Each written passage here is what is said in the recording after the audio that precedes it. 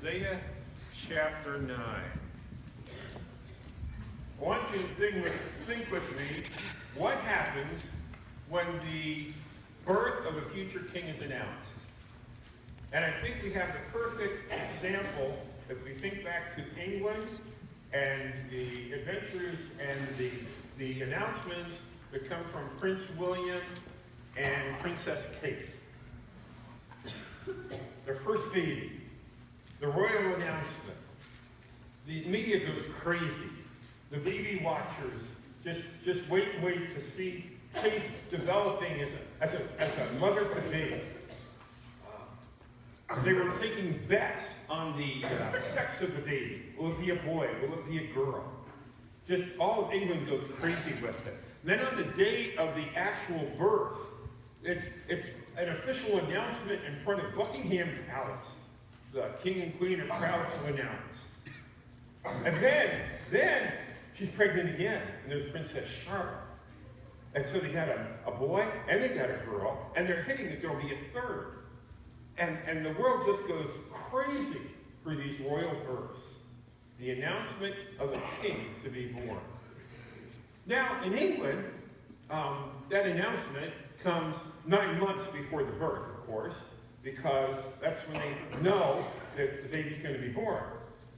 But in the Bible, we have an announcement that takes place some 700 to 800 years before the birth of the child. And it's found in Isaiah chapter 9. Isaiah chapter 9. The land of Israel was going through some horrible times.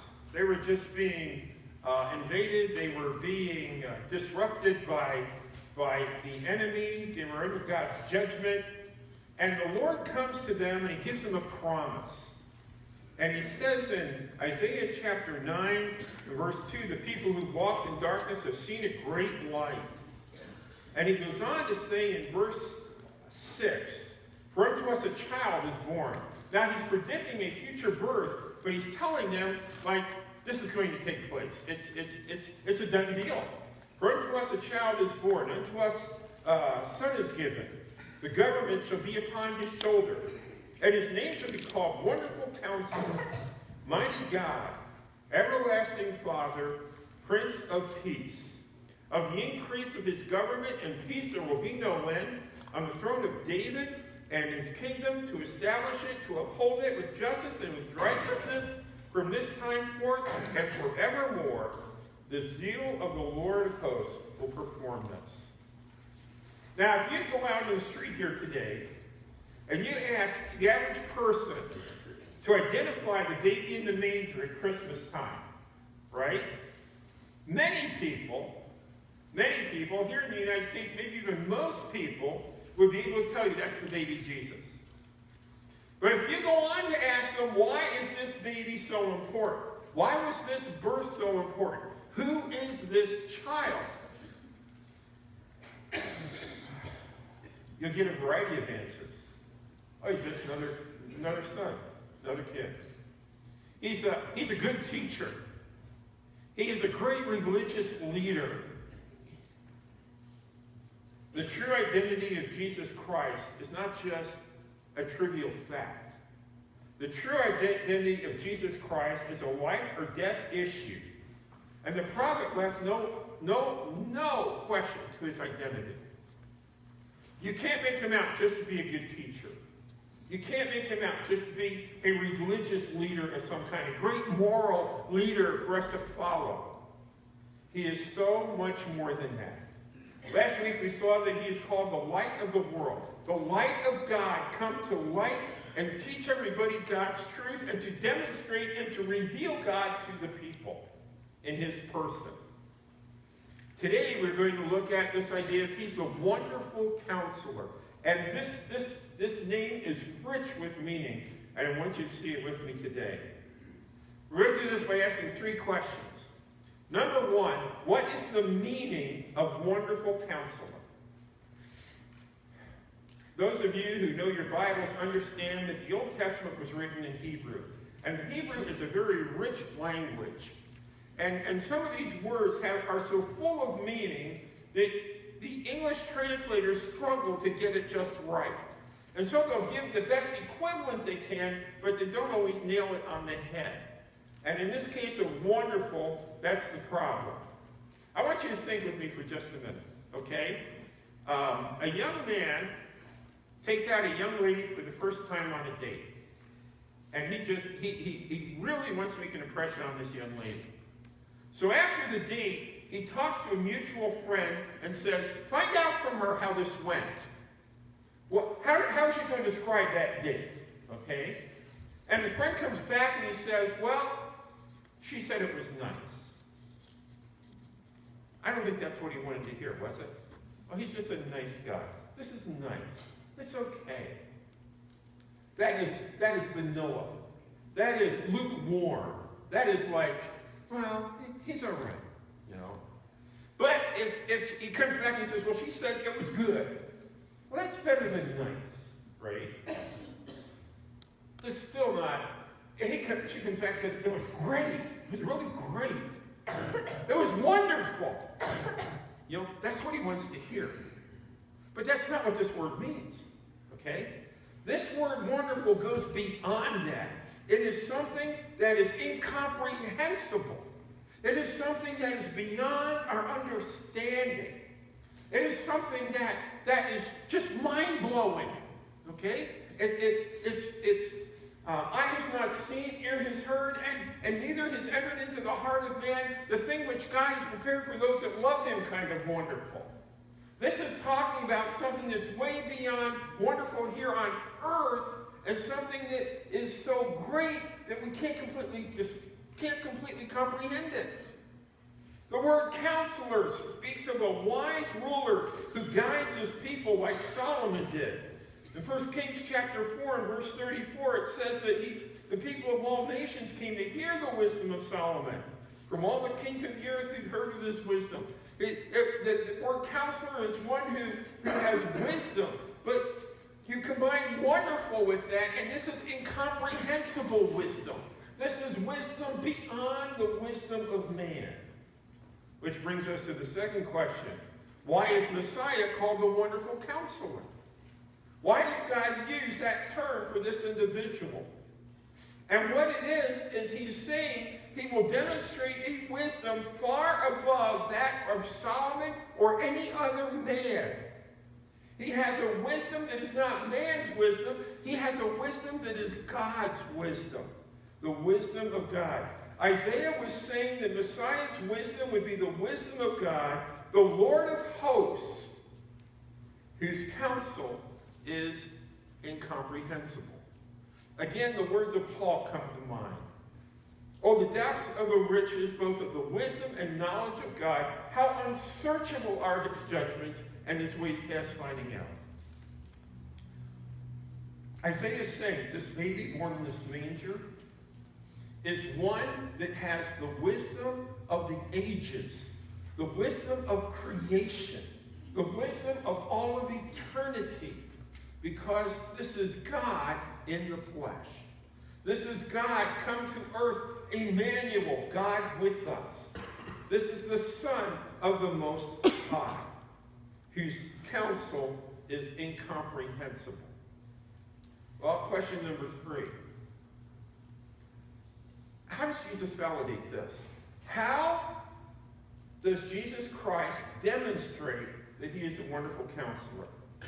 And for the rest of our time, I want to look at 4 ways that Jesus does this. Okay? 4 ways that we know he is the wonderful counselor. God has said it, but Jesus demonstrates it. Right? John chapter 1, verses 1 through 3. John says it this way as he introduces his book. In the beginning was the Word.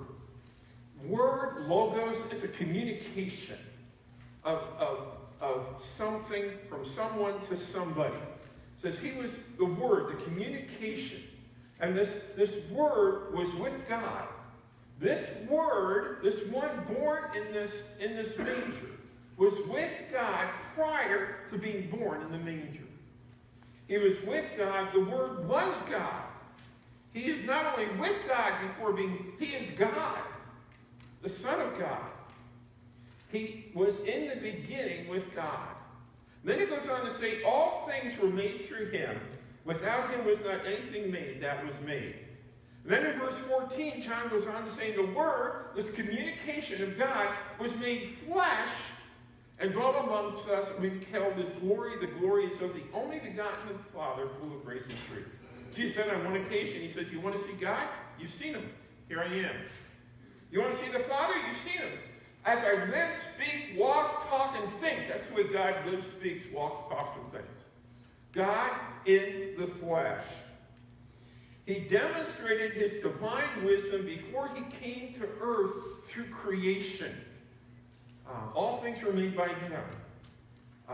Colossians says, in him all things consist. Everything is upheld by the word of his power. The reason the solar system and everything comes together is because of Christ. Now, this is interesting. I was reading about this as I was studying this week, and astrophysicists are puzzled at the solar system and the way it works, and the universe and the way it works. Because as they look at it and they take what they know about how things should work and everything, they find that solar systems and planets and all of this, there's something going on that they don't fully understand.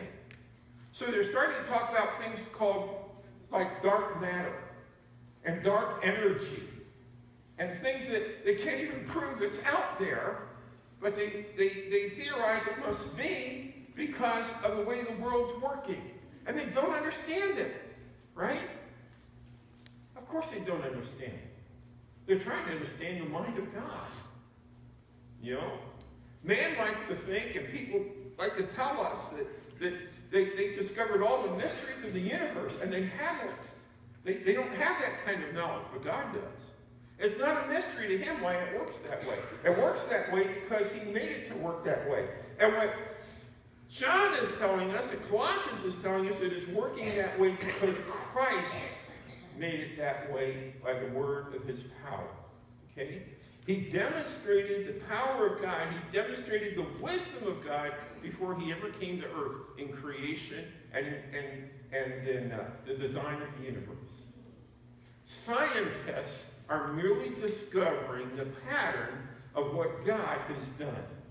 They're merely discovering the design of what God has accomplished in the universe. Right? And it's not a mystery to him, but it is a mystery to them. I think of this when I think of Christ walking on the earth and people questioning him, right? And saying, well, how do you know this? Or how could you know that? Or who are you? And him thinking back to the creation of the world, he says, and he'd be tempted to say, you gotta be kidding, right? You know, the dust of the ground formed you for mankind. This beauty of Galilee, that's my design, right?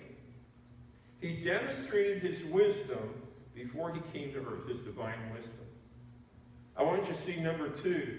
He demonstrated his divine wisdom while here on earth. He demonstrated his divine wisdom while walking here on earth. Many times it says he would start talking and saying things, and they would be puzzled. And they would say, he must be a maniac. He must be crazy. He doesn't know what he's talking about. No, he knew what he was talking about. The problem was they didn't understand what he was talking about. On one occasion, he said to them, I have told you earthly things, and you don't get it. So how on earth are you going to understand heavenly things? He would reveal these things to them, and they would scratch their heads and say, what are you talking about? In John chapter 2 and verse 25, it says that he needed no one to bear witness about man, for he himself knew what was in man. On one occasion, he had a follower come to him, and he turned to him and he said, behold, a man in who is no guile. And this potential disciple looked at him and he said, how do you know me? How do you know that's what I'm like?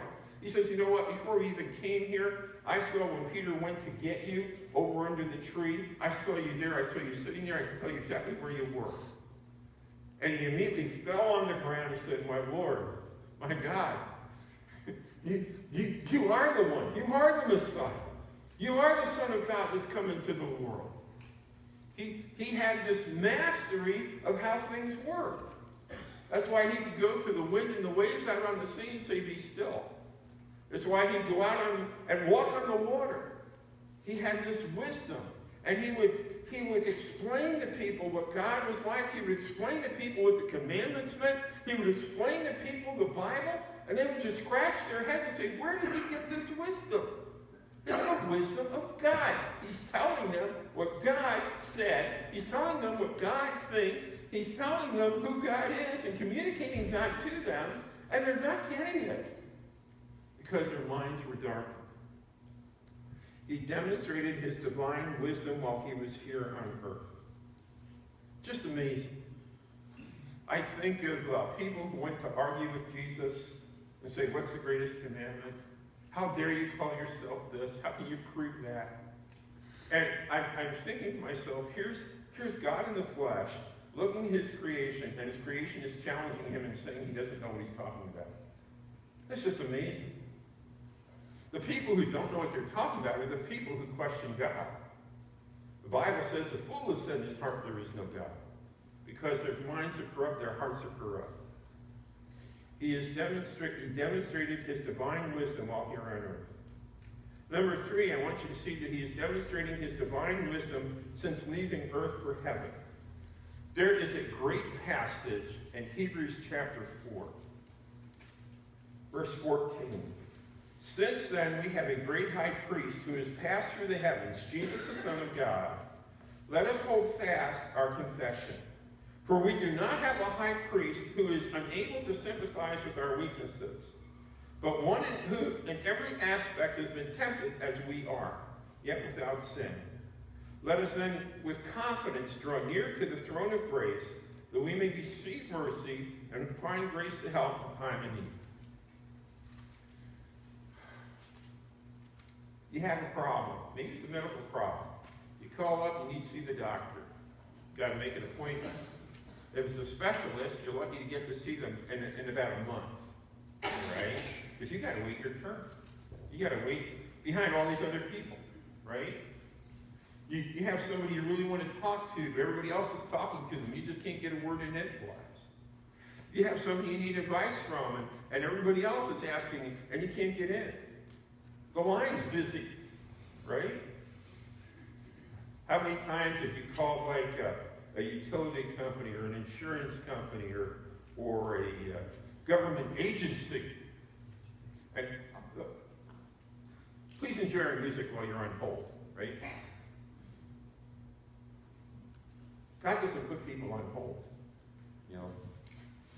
There's an old joke that says, you know it's going to be a bad day when, right? Some of them are, you know it's going to be a bad day when your horn gets stuck on your car and you're behind a motorcycle group of Hell's Angels. You know it's going to be a bad day when you wake up and you don't know if it's morning or night. You know it's going to be a bad day when. Well, one of the ones is you know it's going to be a bad day when you call dial-a-prayer and you get put on hold. Right? You never get put on hold with God. You never get put on hold